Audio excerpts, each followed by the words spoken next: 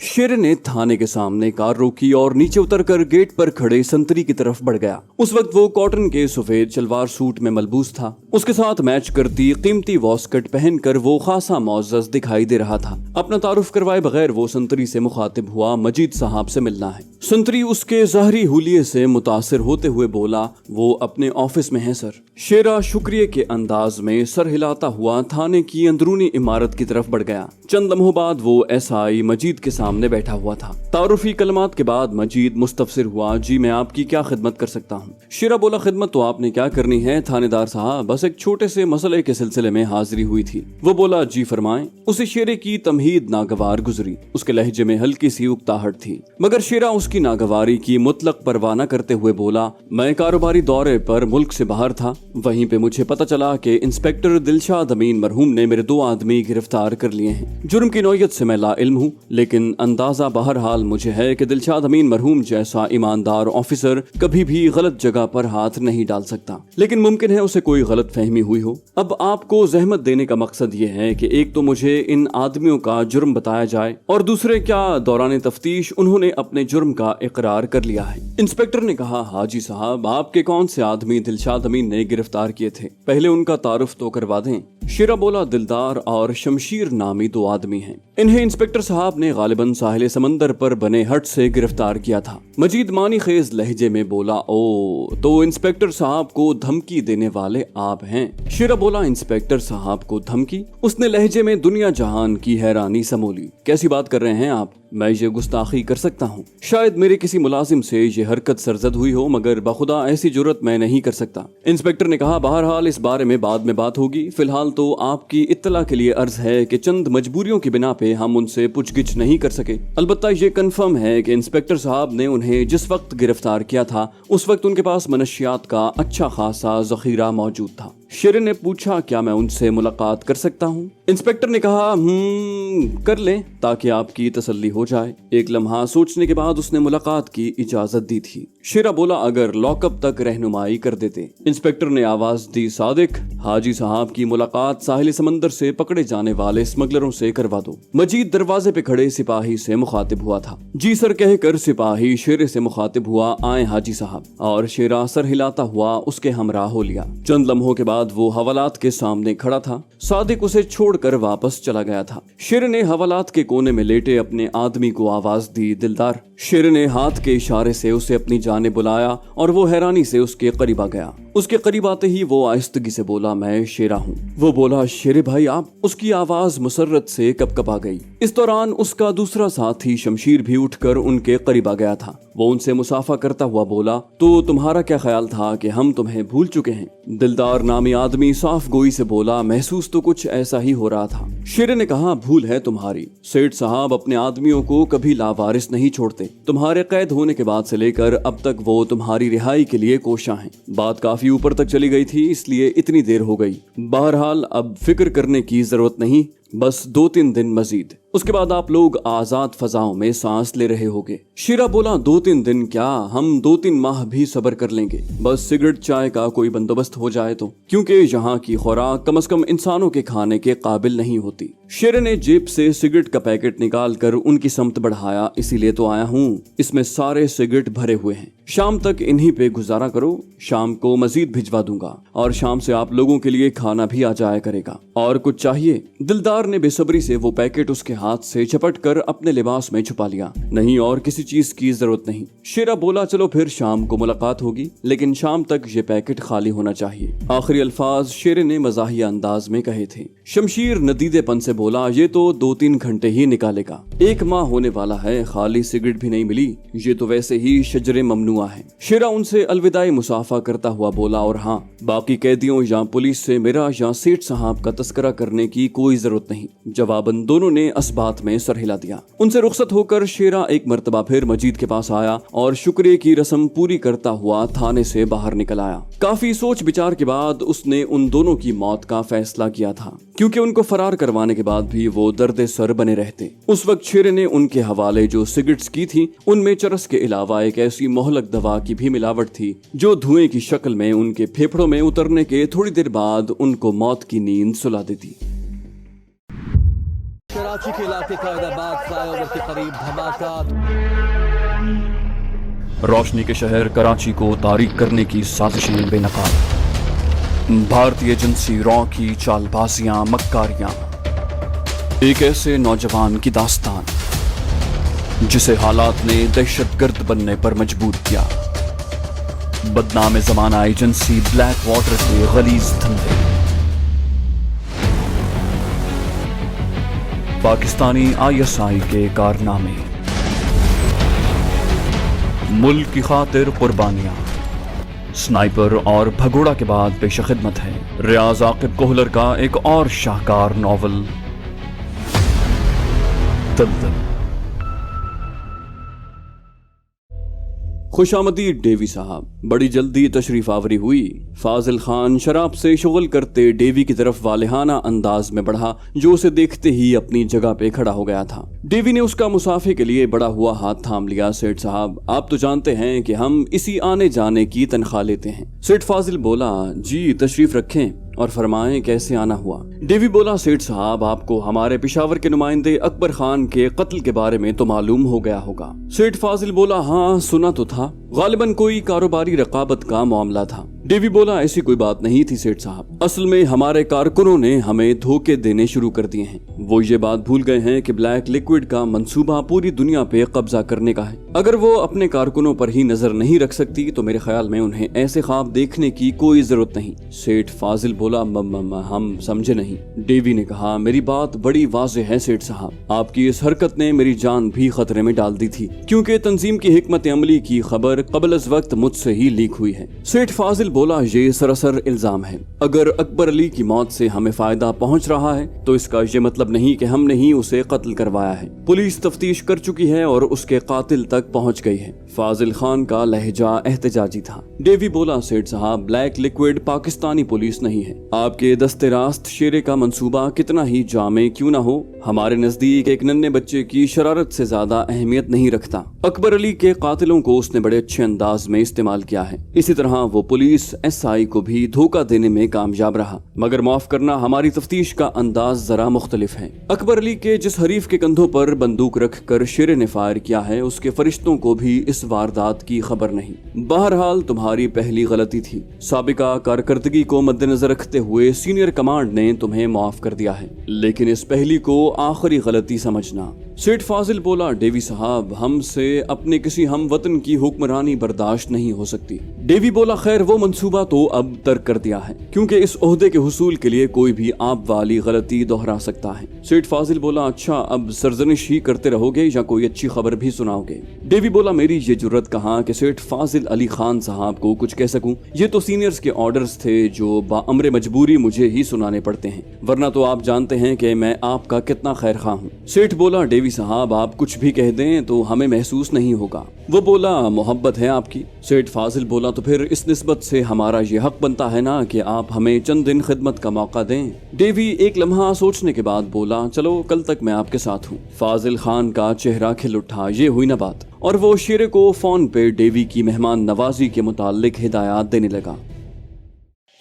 SP police ने अपनी कुर्सी छोड़ते हुए आतिफ और सिद्दीकी साहब का इस्तकबाल किया। वेलकम सर, आपकी बड़ी मेहरबानी कि आपने मेरे पास आने की जहमत करते हुए मेरी हिम्मत अफजाई की। वो बोले, नहीं सर, ये तो हमारा फर्ज है। गो हमारे महकमे अलग अलग हैं, लेकिन मकसद और काम तो एक ही है, यानी मुल्क का दिफा और हिफाजत। सिद्दीकी साहब ने ऐसे मौकों पर कहा जाने वाला रस्मी फिक्रा अदा किया। SP बोला, प्लीज तशरीफ रखें। दोनों शुक्रिया कहते हुए बैठ गए। चाय या ठंडा? सिद्दीकी साहब बेतकल्लुफी से बोले, कॉफी ठीक रहेगी। SP इंटरकॉम पर कॉफी का बताकर उनकी तरफ मुतवज्जे हो गया। अगर तारुफ हो जाए तो? वो दोनों मुख्तसरन बोले, आतिफ फैसल सिद्दीकी। SP ने पूछा, बदरुद्दीन साहब खुद तशरीफ नहीं लाए? आतिफ ने कहा, चूंकि फील्ड में हम काम करते हैं तो उन्होंने हमें भेजना मुनासिब समझा।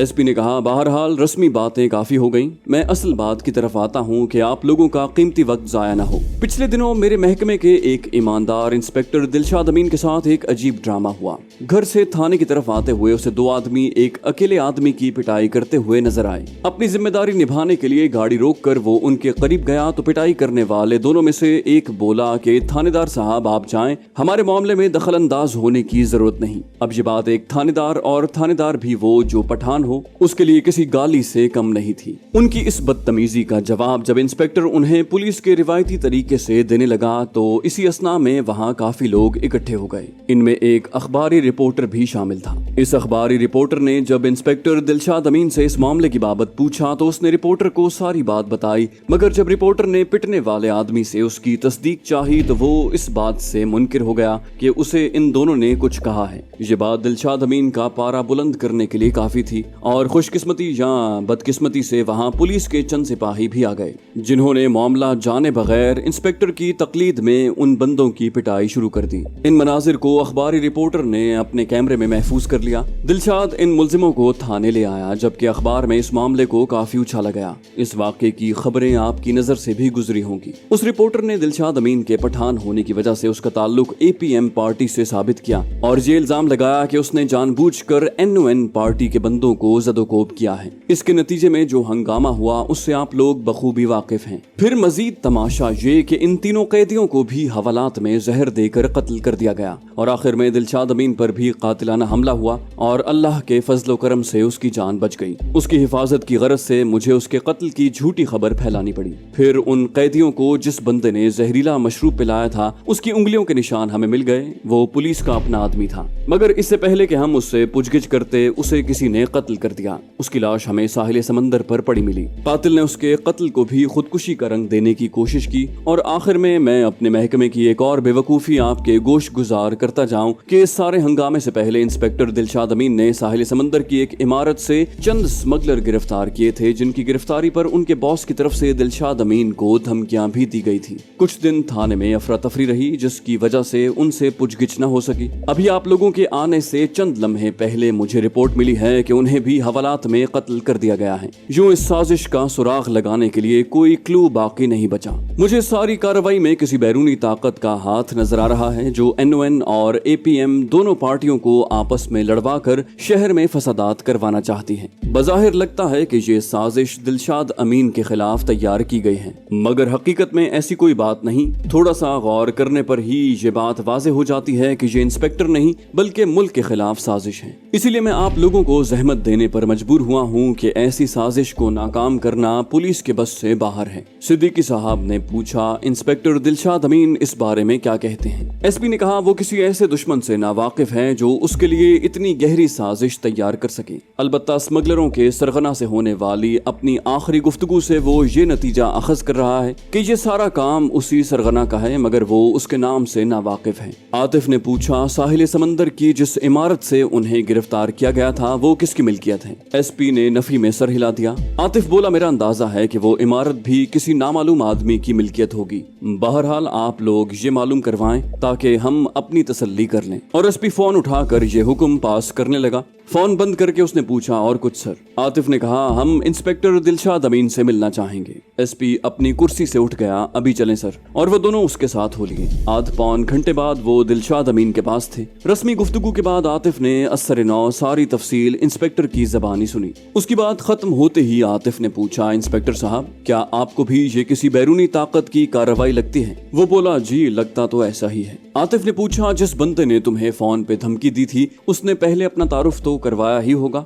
इंस्पेक्टर बोला, कुछ ऐसा ही है, मगर उसका नाम याद नहीं आ रहा क्योंकि उस वक्त उसने इतनी घटिया धमकी दी थी कि गुस्से की शिद्दत में मुझे सब कुछ भूल गया। आतिफ ने पूछा, सिपाही मुकर्रम की सरगर्मियों के बारे में तुझे कोई सुनगुन हो कि उसका बैठना किन लोगों के साथ था? इंस्पेक्टर ने कहा, ये तो उसके साथ के सिपाहियों से ही पता चल सकता है। आतिफ ने कहा, SP साहब ये बात भी नोट कर लें, शायद कोई सिरा हाथ आ जाए। यूं भी आपने हमें इस वक्त बुलाया है जब मुजरिम सारे सुराग मिटाने में कामयाब हो चुके हैं। काफी देर से खामोश बैठे सिद्दीकी साहब बोले, SP साहब, अब हम इजाजत चाहेंगे। ये बात हमारे इल्म में आ गई है और हम इस ज़िम्न में काम शुरू कर देते हैं। आपसे बस इतनी गुजारिश है कि कोई छोटी से छोटी बात भी मालूम हो जाए तो हमें टाइम से मुत्तला कर दें। SP ने कहा, अगर आज लंच हमारे साथ हो जाए तो? सिद्दीकी साहब ने कहा, सर ये हमारी सादत होगी, मगर टाइम की कमी आड़े आ रही है। फिर कभी सही, अब तो इंशाल्लाह आना जाना लगा रहेगा। सिद्दीकी साहब खड़े हो गए। आतिफ और SP साहब भी उनकी तकलीद में उठ खड़े हुए। दिलशाद अमीन से अलविदाई मुसाफा करके वो वहां से निकल आए। पार्वती उस वक्त अखलाक अहमद के साथ एक मशहूर शॉपिंग प्लाजा में थी। अचानक उसकी नजर शॉप पर खरीदारी करते विक्रम पर पड़ी। गो उसने अपना हुलिया बदला हुआ था, मगर ये तब्दीली इतनी वाजिबी सी थी कि पार्वती उसे आसानी से पहचान गई और तीर की तरह उसकी समत बढ़ी। अरे विकी भाई आप, वो उसका बाजू पकड़कर वालेहाना अंदाज में बोली। इखलाक भी कुछ न समझने वाले अंदाज में उसके पीछे हो लिया। विक्रम उसकी इस हरकत पर घबरा गया था। मैडम आप कौन हैं? वो बोली, विकी भाई मैं शुमाइला हूँ, तुम्हारी बहन, जिसे तुम प्यार से पारो कहते थे। इतनी जल्दी भूल गए? वो बोला, नहीं मगर आप तो। पार्वती बोली, बस विकी भाई, बड़ी मुश्किल से उस जहन्नम से जान छुड़वाई है। आप तो जानते ही हैं, अब तो मैंने शादी कर ली है। ये है मेरे शौहर अखलाक साहब। उसके इशारे कनाए में की गई गुफ्तगू बड़ी आसानी से विक्रम के पल्ले पड़ गई थी। उसने अखलाक की तरफ मुसाफे के लिए हाथ बढ़ाया। आदाब भाईजान, जो अखलाक ने बेदिली से थाम लिया। विक्रम बोला, अच्छा पारो, मैं बाद में आपसे मिलने आऊंगा, फिलहाल मैं कुछ मसरूफ हूँ। वो खफगी से बोली, बात का क्या मतलब? शाम का खाना आपने हमारे साथ खाना है। विक्रम बोला, ठीक है, आप अपना फोन नंबर दे दें, मैं खुद ही राब्ता कर लूंगा। विक्रम एहतियात का दामन हाथ से नहीं छोड़ना चाहता था। पार्वती अपना फोन नंबर बताते हुए बोली, अगर मिर्जा अंकल फारिग हों तो उन्हें भी साथ लेते आना। विक्रम बोला, मैं उन्हें बता दूंगा, बाकी उनकी मर्जी। पार्वती बोली, चलो ठीक है, लेकिन आज शाम का खाना भूलना मत। विक्रम बोला, ठीक है गुड़िया। उसके सर पे मोहब्बत से हाथ फेरते हुए उसने अखलाक से अलविदाई मुसाफा किया और वहां से रुखसत हो गया। विक्रम के रुखसत होते ही वो अखलाक से बोली, चलो जी घर चलते हैं। उसका अंदाजा था कि पाशा से मशवरा लेते ही विक्रम का फोन आ जाएगा। अखलाक बोला, इतनी जल्दी? अभी तो आए हैं और फिर मैंने चंद जरूरी काम निपटाने हैं। पार्वती झगड़ालू बीवियों के अंदाज से बोली, पहले मुझे घर ड्रॉप कर दो, फिर जो मर्जी आए करते रहो। अखलाक मुस्कुराता हुआ बोला, चलें सरकार। चंद दिनों में ही उसने अखलाक को अपना घर विदा कर लिया था।